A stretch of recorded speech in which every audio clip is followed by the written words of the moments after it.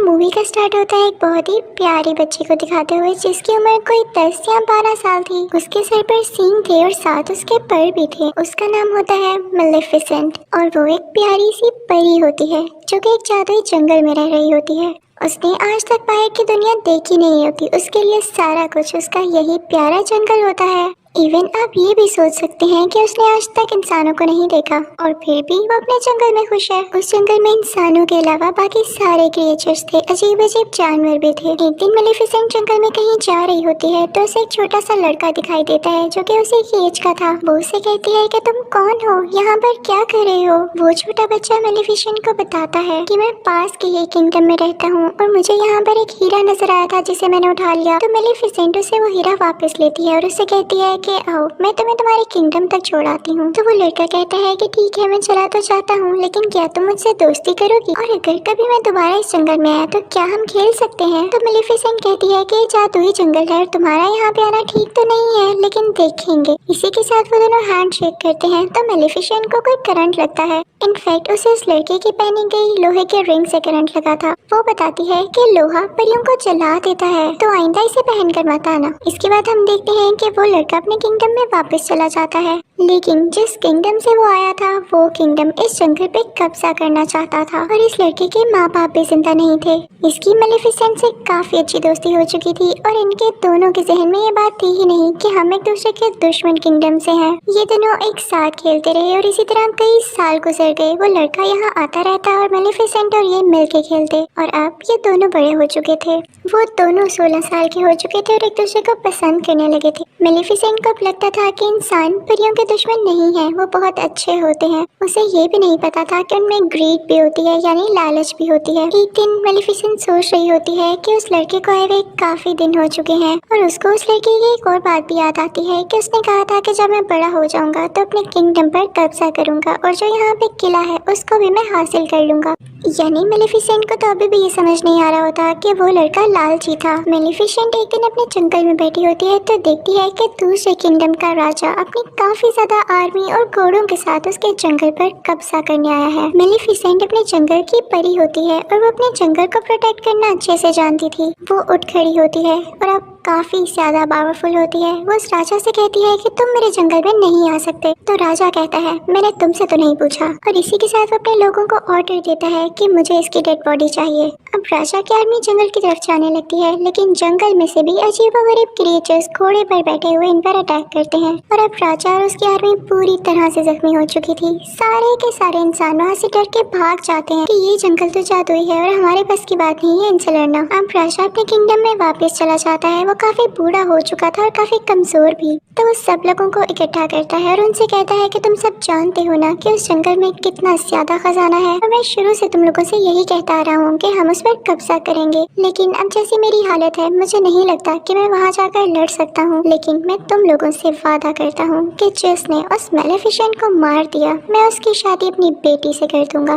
तभी उनमें से एक लड़का बाहर आता है और कहता है कि मैं जाऊंगा वहाँ पर। आप ये सुन के हैरान रह जाएंगे कि ये लड़का कौन था। ये था स्टीफन, यानी वही छोटा बच्चा जो कि मेलेफिसेंट के साथ खेला करता था। अब हम देखते हैं कि स्टीफन जंगल में जाता है मेलेफिसेंट से मिलने के लिए कई साल बाद। मेलेफिसेंट उसे पूछती है कि इतना अरसा तुम कहाँ रहे, तुम्हें जरा ख्याल नहीं आया हमारी दोस्ती का। तो वो कहता है कि मुझे माफ कर दो, मैं कुछ मसरूफ हो गया था लेकिन मैं तुम्हें आज तक नहीं भूला और अभी भी मैं तुम्हें यही बताने आया हूँ कि हमारा राजा तुम्हें मारना चाहता है। तुम बस अपना ख्याल रखना, मैं तुम्हारी यहाँ पे हिफाजत प्रोटेक्शन करने आया हूँ।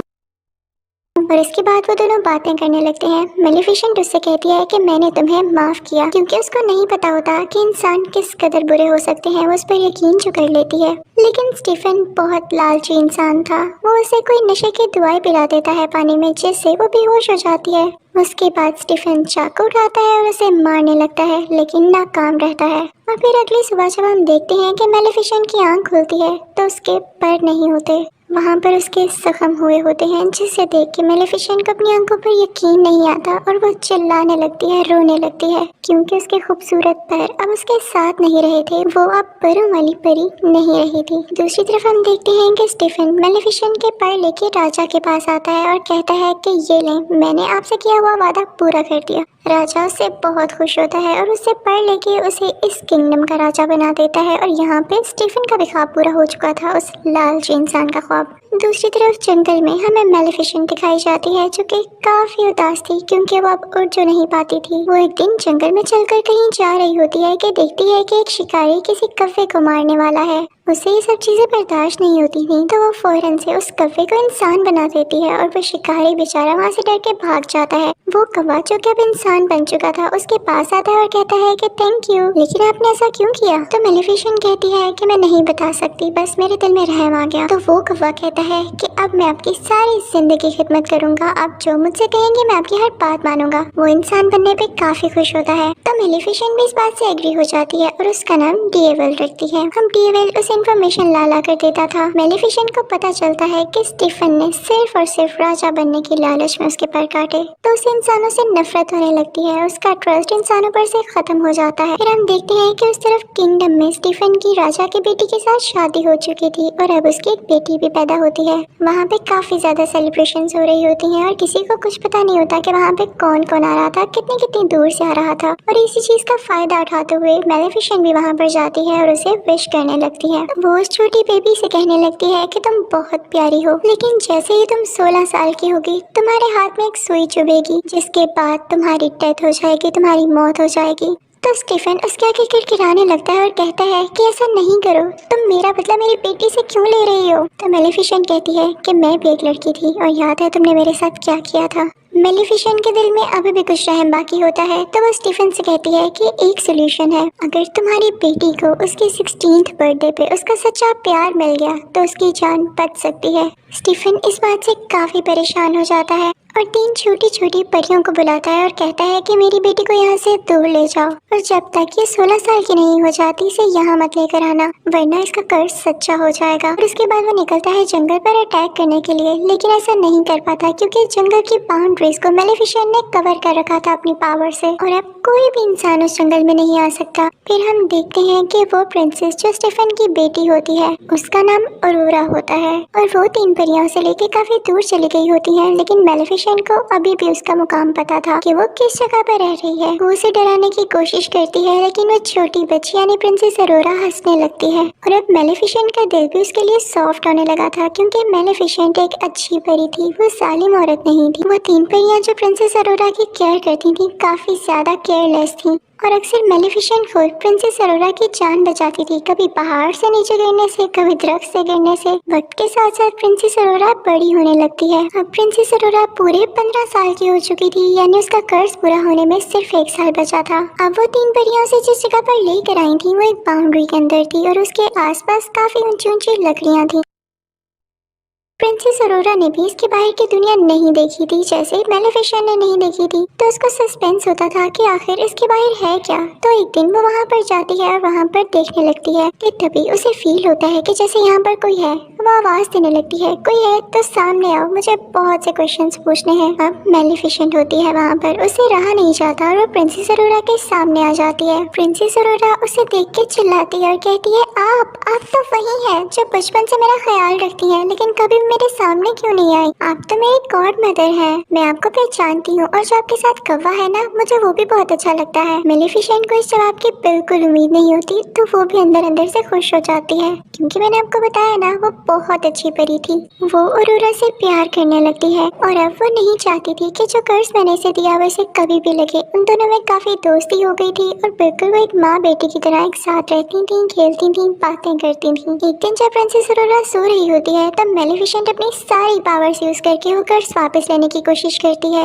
लेकिन उसे पता चलता है कि इतने साल पहले दिया गया कर्ज अब वापस नहीं हो सकता, स्पेशली तब जब उसके कंप्लीट होने का टाइम बहुत करीब आ चुका हो। और इसी बात को तो लेके मेलेफिसेंट परेशान थी कि उसका 16वां बर्थडे आने ही वाला था, तो वो ये दुआ करती है कि जल्द ही इसे इसका सच्चा प्यार मिल जाए ताकि इसका ये कर्ज रिवर्स हो जाए। फिर उसके बाद हम देखते हैं कि सुबह हो जाती है और जंगल में प्रिंसेस अरोरा और मेलेफिसेंट बातें कर रहे होते हैं। प्रिंसेस अरोरा मेलेफिसेंट से पूछती है कि आपके पर कहाँ गए? सारी परियों के पर होते हैं, तो मेलिफिसेंट कहती है कि मेरे भी पर हुआ करते थे, लेकिन किसी इंसान ने उनको मुझसे छीन लिया। मैं उनके साथ बहुत खुश थी। मैं आसमान में बहुत ऊंचा उड़ा करती थी और मुझे वो काफी याद भी आते हैं। इसी के साथ मेलिफिसेंट रोने वाली हो जाती है तो प्रिंसेस अरोरा उसको चुप कराती है और कहती है कि आप परेशान ना हो, मेरा कल 16th बर्थडे है और देखिएगा मैं इजाजत देके उन परियों से आपके पास रहने आ जाऊंगी। आप अकेली नहीं है, मैं आपके साथ होंगी। लेकिन मेलिफिसेंट जानती थी कि ऐसा पॉसिबल नहीं होने वाला था जब तक कि उसे उसका सच्चा प्यार न मिल जाता, और एक दिन में ऐसा तो हो नहीं सकता था। प्रिंसेस अरोरा वहाँ से अपने घर जा रही होती है कि रास्ते में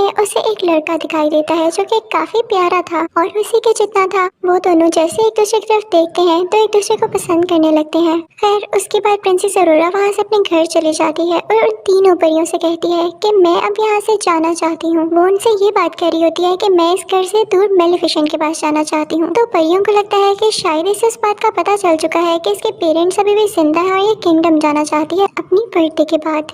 वो तीनों परियां उसको सारा कुछ सच बता देती हैं कि क्या क्या हुआ, और एक इविल फेरी है जो कि तुम्हारी जान लेना चाहती है। वो उसे बताती है कि वो कोई और नहीं बल्कि मेलिफिसेंट है। और ये सुनकर प्रिंसेस अरोरा को अपने कानों पर यकीन नहीं आता। वो काफी उदास होकर मेलिफिसेंट के पास जाती है और उनसे पूछती है कि क्या जो मैंने सुना वो सारा कुछ सच है। तो मेलिफिसेंट उसे प्यार से कहती है कि हाँ ये सच है, मैंने तुम्हें कर्ज दिया था लेकिन अब मेरा दिल बदल चुका है। मैंने सिर्फ तुम्हारे फादर की वजह से ऐसा किया। मैं भी अब नहीं चाहती कि तुम मर जाओ। मैं तुमसे बहुत प्यार करती हूँ। लेकिन प्रिंसेस अरोरा काफी हर्ट होती है और वहाँ से चली जाती है। वो सीधा उस किंगडम की तरफ भागती है और जाके अपने फादर यानी स्टीफन राजा के गले लग जाती है और कहती है कि डैड मैंने आप लोगों को बहुत मिस किया। मुझे लगता था कि शायद मैं अकेली हूँ। उसके डैड को बहुत गुस्सा आता है उन तीन परियों पर। वो कहते हैं कि जब मैंने कहा था कि अरोरा को उसकी 16th बर्थडे के बाद लेकर आना है तो तुम लोग सब कुछ जानते हुए भी इसे एक दिन पहले क्यों ले आए जब कर्ज होने ही वाला है पूरा। वो अपने लोगों को ऑर्डर देते हैं कि इसे वापस छोड़ाओ या इसे एक कमरे में बंद कर दो जहाँ इसके आसपास कुछ भी ना पड़ा हो और ना कोई इस कमरे में जाए। लेकिन वो राजा कर्ज को रोक थोड़ी सकता था। तब जैसे ही प्रिंसेस अरोरा का 16th बर्थडे आता है तो कर्ज के असर में प्रिंसेस अरोरा खुद ब खुद उस जगह पर चली जाती है जहाँ पर स्पिनिंग व्हील्स पड़े होते हैं और उन पर सुइयां लगी होती हैं। वो कर्ज की वजह से उस सुई को अपने आप ही टच कर लेती है और फिर बेहोश हो जाती है, गहरी नींद में चली जाती है। राजा बहुत परेशान होता है क्योंकि अब उसकी बेटी गहरी नींद में जा चुकी थी और कभी भी उठने वाली नहीं थी। उधर मेलिफिसेंट को भी काफी दुख हो रहा होता है तो उस लड़के को बुलाती है जो कि प्रिंसेस अरोरा को उस दिन रास्ते में मिला। उसे लगता है कि हो सकता है कि ये दोनों एक दूसरे को पसंद करने लगे हों और अगर ये प्रिंसेस अरोरा को मिल जाए तो प्रिंसेस अरोरा जाग जाए। तो मेलिफिसेंट उस लड़के को लेके वहाँ पर जाती है जहाँ पर प्रिंसेस अरोरा सो रही होती है। उसी दौरान वहाँ पर वो मौजूद जो परी होती है जो प्रिंसेस अरोरा का ख्याल रखा करती थी, वो राजा से कहती है कि आप प्रिंसेस अरोरा के फादर हैं, आप उसके माथे पर चूमे, हो सकता है कि वो जाग जाए, हो सकता है आप ही उसका सच्चा प्यार हो। तो किंग स्टीफन कहता है कि नहीं, मैं कभी किसी का सच्चा प्यार नहीं हो सकता। मैंने मेलिफिसेंट को धोखा दिया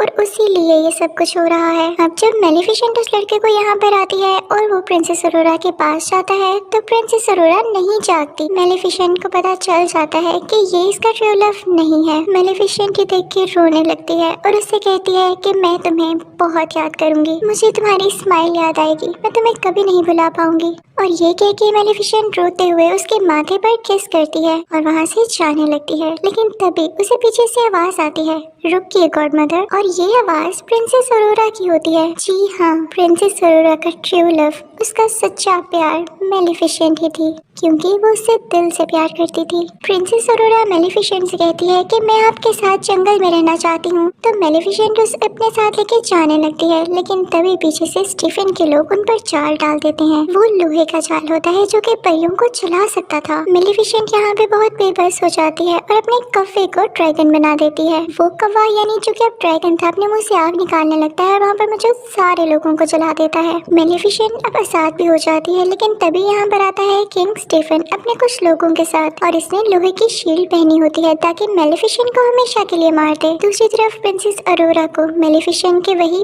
पर नजर आ जाते हैं। वो पर मूव कर रहे होते हैं जैसे उन्हें भी पता चल गया हो कि उनकी मालिक यहाँ पर है। प्रिंसेस अरोरा उन परों को आजाद कर देती है और वह खुद ब खुद मेलेफिसेंट के साथ जाके लग जाते हैं। मेलेफिसेंट दोबारा से उड़ने लगती है और स्टीफन को अपने साथ उड़ा लेती है, लेकिन उसे बिल्डिंग से नीचे नहीं गिराती। स्टीफन उस पर अटैक करने लगता है, जिसकी वजह से वो दोनों ही बिल्डिंग से नीचे गिरने लगते हैं, यानी कैसल से। स्टीफन ने मेलेफिसेंट के परों को पकड़ा होता है ताकि वो उड़ न सके, लेकिन जैसे ही वो लोग जमीन पर गिरने वाले होते हैं, मेलेफिसेंट अपने पर खोल लेती है और उड़ जाती है, लेकिन इस वजह से स्टीफन जमीन पर गिरकर मर जाता है। यानी अब ये लालची आदमी इस दुनिया में नहीं रहा था, सब कुछ ठीक हो चुका था। अगली सुबह हम देखते हैं कि मेलेफिसेंट उन सब बाउंड्रीज को हटा देती है जो उसने जंगल के गिर्द बनाई हुई थी। वहाँ पर दोबारा से फूल खिलने लगते हैं, ग्रीनरी वापस आ जाती है। उसके बाद वो प्रिंसेस अरोरा से कहती है कि आज के बाद तुम इस जंगल की रानी हो, और वहाँ का किंगडम और ये जंगल आपस में मिल जाते हैं और सब बहुत हंसी खुशी जिंदगी गुजारने लगते हैं। यहाँ पर मेलेफिसेंट पार्ट 1 एंड हो जाता है और आपको एक्सप्लेन करूंगी मेलेफिसेंट पार्ट 2। मूवी शुरू होती है तो हम देखते हैं कि कुछ लोग उसी जादुई जंगल में जहाँ मेलेफिसेंट रहती थी वहाँ पर आकर कुछ जादुई क्रिएचर्स को चुरा रहे होते हैं, और इसी दौरान मेलेफिसेंट भी आ जाती है। मेलेफिसेंट उन तीनों में से 2 आदमियों को तो पकड़ लेती है, लेकिन तीसरा वहाँ से वो क्रिएचर चुराकर दूर जंगलों में भाग जाता है जहाँ पर ग्लोइंग फ्लावर्स निकले हुए थे। वो आदमी वहाँ से किंगडम की तरफ भाग जाता है। वो एक दरवाजा खोलता है तो उसमें से एक होल में से हमें किसी आदमी का हाथ दिखाई देता है। वो आदमी जिसने वो क्रिएचर चुराया, उस आदमी को वो क्रिएचर दे देता है। उसके कपड़ों पर वही ग्लोइंग फ्लावर भी लगा होता है जिसे वो आदमी ले लेता है और इन दोनों चीजों के बदले में उसे पैसे देता है। फिर हमें ये भी दिखाया जाता है कि उस किंगडम के लोग अभी तक मेलेफिसेंट को दिल से अच्छा नहीं मानते थे। वो समझते थे कि इसने हमारी प्रिंसेस को चुराया और ये हमेशा से प्रिंसेस अरोरा को मारना चाहती थी। अब सीन चेंज होता है और हम प्रिंसेस अरोरा को जंगल में काफी खुश देखते हैं। वो वहाँ की रानी जो बन चुकी थी और डिफरेंट क्रिएचर्स के साथ डांस कर रही थी। सब लोग उसके पास अपने अपने मसले लेकर आते थे। उसे बताया जाता है कि यहाँ से क्रिएचर गायब हो गई है, वही क्रिएचर जो कि वो आदमी चुरा कर भागा था। तो ये सुन के प्रिंसेस अरोरा काफी परेशान हो जाती है। तो वहाँ पे वही छोटी हाइट वाली 3 परियां आती हैं और उसे खुश करने लगती हैं। उसका क्राउन लेके भागने लगती हैं ताकि वो भी उसके पीछे पीछे आए। और प्रिंसेस अरोरा जैसे ही नीचे जाती है तो उसे कौन दिखाई देता है भला? वही लड़का जो कि मूवी यानी मेलेफिसेंट पार्ट 1 के एंड पे उसके पास आया था, लेकिन तब तक उसका ट्रू लव नहीं था। वो भी एक प्रिंस था और उसका नाम था प्रिंस फिलिप। वो काफी अरसे से प्रिंसेस अरोरा को पसंद करता था और यहाँ पर फाइनली वो उसे प्रपोज कर देता है, जिसे सुनकर प्रिंसेस अरोरा भी काफी खुश होती है क्योंकि वो भी उसे कहीं ना कहीं पसंद करती थी। ये सब कुछ मेलेफिसेंट का कौवा यानी डेवियल भी देख रहा होता है। वो जाके सब कुछ मेलेफिसेंट को बताता है। तो मेलेफिसेंट वहाँ से उड़कर प्रिंसेस अरोरा से बात करने आती है और दूसरी तरफ वो प्रिंस फिलिप भी अपने पेरेंट्स को बताने के लिए जाता है कि मुझे एक लड़की पसंद आ चुकी है। फिर हम देखते हैं कि प्रिंस फिलिप अपने किंगडम पहुंच चुका है और वहां पर जाकर वो अपने फादर यानी किंग को, क्वीन को और बाकी लोगों को बताता है कि मैं उस लड़की को प्रपोज कर आया हूँ और उसने एक्सेप्ट भी कर लिया है। जिसको सुनकर उसके फादर यानी किंग काफी खुश होते हैं, लेकिन क्वीन वो तो सैड हो जाती है। लेकिन वो ये चीज अपने बेटे को शो नहीं करवाती। उसका दिल तो नहीं था, लेकिन फिर भी वो कहती है कि चलो ठीक है। प्रिंसेस अरोरा और उसकी गॉड मदर यानी मेलेफिसेंट को हम डिनर पे बुला लेते हैं। दूसरी तरफ हम मेलेफिसेंट को प्रिंसेस अरोरा से बातें करता हुआ देख रहे होते हैं। वो कहती है कि तुम्हें मुझसे एक बार पूछ लेना चाहिए था प्रिंस से मंगनी करने से पहले। मेलेफिसेंट कहती है कि सच्चे प्यार जैसी कोई चीज नहीं होती, लड़के हमेशा धोखा देते हैं। तभी तो तुम्हारा ट्रू लव मैं बनी। मैं तुमसे दिल से प्यार करती हूँ, इसलिए तुम्हारा भला कह रही हूँ। तो प्रिंसेस अरोरा कहती है कि प्लीज आप ऐसा ना सोचें, अगर किसी ने आपको धोखा दिया तो हो सकता है कि बाकी दुनिया के लोग वैसे ना हो। तो मेलेफिसेंट कहती है कि ठीक है, मैं तुमसे प्यार करती हूँ इसलिए तुम्हारी बात मान रही हूँ। अब हम देखते हैं कि वो दिन आ चुका है जब इन दोनों फैमिलीज में एक साथ डिनर है। तो क्वीन जो कि प्रिंस फिलिप की मदर थी, वो अपनी एक सीक्रेट क्लोजेट में जाती है। वो जब वहाँ पर जा रही होती है तो हमें ये दिखाया जाता है कि वो एक आयरन फैक्ट्री है। वो क्वीन जब वहाँ से गुजर रही होती है तो हमें ये भी दिखाया जाता है कि वहाँ पर वही ग्लोइंग फ्लावर होता है और उसी के साथ वो क्रिएचर भी होती है जो कि एक आदमी ने चुराया था। और वो क्वीन जाके उस आदमी से कहती है कि जल्दी अपना काम पूरा करो, वक्त बहुत कम है। और तभी वहाँ पर हम स्पिनिंग व्हील को भी देखते हैं जिस पर सेम सुई लगी होती है। ये सीन था ना काफी मिस्टीरियस कि हमें उस क्वीन के प्लान्स के बारे में कुछ नहीं पता चल पाता। और फिर यहाँ पे सीन चेंज हो जाता है। अब दूसरी तरफ जंगल में मेलेफिसेंट, उसका कौवा जो कि इंसान की शक्ल में ही था, और प्रिंसेस अरोरा डिनर पर जाने के लिए तैयार हो जाते हैं। काफी प्यारी लग रही होती है प्रिंसेस अरोरा। मेलेफिसेंट जैसे ही उस किंगडम में पाँव रखती है तो सारे लोग उसे डर के छुपने लगते हैं और कुछ लोग तो अपने वेपन्स भी निकाल लाते हैं। उनको ये लग रहा होता है कि मेलिफिसेंट एक बुरी चुड़ैल है, लेकिन मेलिफिसेंट इन सबको एंजॉय कर रही होती है और उन्हें कुछ भी नहीं कहती, बस मुस्कुराती रहती है। अब हम देखते हैं कि वो तीनों अंदर पहुंच चुके होते हैं, यानी महल के अंदर किंग और क्वीन के पास, और अब डिनर होता है स्टार्ट। क्वीन मुसलसल मेलिफिसेंट को खुश करने की बजाय या उसे अच्छी बातें करने की बजाय उसका पुराना वक्त उसे याद दिलाती है कि तुम ही थी ना जिसने इस बेचारी प्रिंसेस को कर्ज दिया था। उसकी बातें बिल्कुल भी अच्छी नहीं लग रही होती और वो मेलिफिसेंट को ये भी कहती है कि तुमने तो इंसानों को भी मारा था, याद है? तो मेलिफिसेंट क्वीन से कहती है कि आपके किंगडम के भी कुछ लोग मेरे जंगल में आए थे और मेरे क्रिएचर चुरा कर भाग गए। उनमें लड़ाई बढ़ने लगती है तो क्वीन अपनी बीवी यानी क्वीन से कहता है कि खामोश हो जाओ, कैसी बातें कर रही हो। और दूसरी तरफ प्रिंसेस अरोरा मेलिफिसेंट से कहती है कि प्लीज आप इजी रहें, लेकिन क्वीन फिर भी पास नहीं आती और अजीब अजीब बातें करने लगती है। वो कहती है कि अगर मेरे बेटे की और प्रिंसेस अरोरा की शादी हो गई तो इसकी असली मदर कौन होगी। ये सुनकर मेलिफिसेंट को काफी दुख होता है क्योंकि वो खुद को ही प्रिंसेस अरोरा की असल मदर मानने लगी थी। वो अपने पैर फैलाती है और एक ग्रीन एनर्जी बाहर निकालती है जिससे सब दूर जाकर गिरते हैं। क्वीन भी पिला बजाकर डर जाती है और किंग के पीछे जाके छुप जाती है, जिससे किंग बेचारे नीचे गिर जाते हैं। क्वीन ऊंची ऊंची बोलने लगती है कि मेलिफिसेंट ने किंग पर कर्ज कर दिया है और अरोरा उनकी बात पर यकीन कर लेती है और मेलिफिसेंट से कहती है कि प्लीज आप अपना कर्ज खत्म करते हैं, बार बार क्यों सब पे कर्ज करती हैं। तो मेलिफिसेंट कहती है प्रिंसेस अरोरा तुम भी ये कह रही हो, मैंने कोई कर्ज नहीं किया। लेकिन प्रिंसेस अरोरा मेलिफिसेंट की बात पर यकीन ही नहीं करती क्योंकि क्वीन ने काफी अच्छे तरीके से उसको टैकल कर लिया होता है। तभी वहाँ पर सोल्जर्स आने लगते हैं जो कि मेलिफिसेंट पर अटैक करने वाले होते हैं। मेलिफिसेंट आखिरी बार प्रिंसेस अरोरा से कहती है कि क्या तुम मेरे साथ नहीं आओगी। तो प्रिंसेस अरोरा कोई जवाब नहीं देती और क्वीन और किंग के पास बैठी रहती है। तो मेलिफिसेंट दुखी होकर वहाँ से उठकर चली जाती है। उसके साथ उसका कफा भी खिड़की तोड़ के बाहर चले जाते हैं। लेकिन वहाँ पे एक और लड़की होती है जो क्वीन और किंग की साथी होती है। वो आयरन बुलेट से मेलिफिसेंट पर अटैक कर देती है जिससे वो बेचारी ओशन में गिर जाती है। अब हम देखते हैं कि कैसल में किंग बेचारे बेहोश पड़े होते हैं तो उनको उनके बेडरूम में ले जाया जाता है। सब काफी परेशान होते हैं और उनका बेटा यानी प्रिंस फिलिप अपनी मदर क्वीन से कहता है कि आप डैड के माथे पर चूमे, आप उनसे सच्चा प्यार करती हैं ना, आप उनकी वाइफ हैं, हो सकता है कि वो दोबारा से ठीक हो जाएं। लेकिन क्वीन अंदर ही अंदर अजीब मुंह बनाती है क्योंकि ना तो वो किंग से सच्चा प्यार करती थी और ना ही वैसी स्टोरीज पर बिलीव करती थी। वो एक लालची औरत थी। वो फिर भी अपने बेटे के कहने पर ऐसा करती है, लेकिन किंग की आंख नहीं खुलती। जब अरोरा ये देखती है तो कहती है कि मैं जाके मेलिफिसेंट से बात करूंगी कि वो अपना कर्ज खत्म कर दे। जैसे ही वो जंगल पहुंचती है तो सारे लोग कहने लगते हैं कि हमने अभी तक मेलिफिसेंट को नहीं देखा, वो यहाँ आई ही नहीं। दूसरी तरफ किंग और क्वीन की वही साथी ओशन पर नजर रखी होती है कि मेलिफिसेंट कब यहाँ से निकलती है, लेकिन वो देखती है कि कोई क्रिएचर आकर मेलिफिसेंट को अपने साथ ले गया है। वो फौरन से सब कुछ जाकर क्वीन को बताती है तो क्वीन कहती है कि फौरन से उसे रोको। और दूसरी तरफ जंगल से अरोरा वापस उसी किंगडम में आ जाती है, लेकिन उस जंगल का एक मैजिकल क्रिएचर भी उसके होर्स में छुपकर उसे किंगडम आ गया था। वो क्रिएचर वहीं पर पहुंच जाती है जहाँ पर पहली क्रिएचर भी कैद थी और उसे भी वो आदमी कैद कर लेता है। प्रिंसेस अरोरा क्वीन से कहती है कि मुझे मेलिफिसेंट कहीं भी नहीं दिखी, क्या उन्हें कुछ हो तो नहीं गया। तो क्वीन कहती है कि परेशान नहीं हो, वो काफी स्ट्रॉन्ग है, वो वैसे ही कहीं पर होगी और उसे अपनी बातों में फंसाने की कोशिश करती है।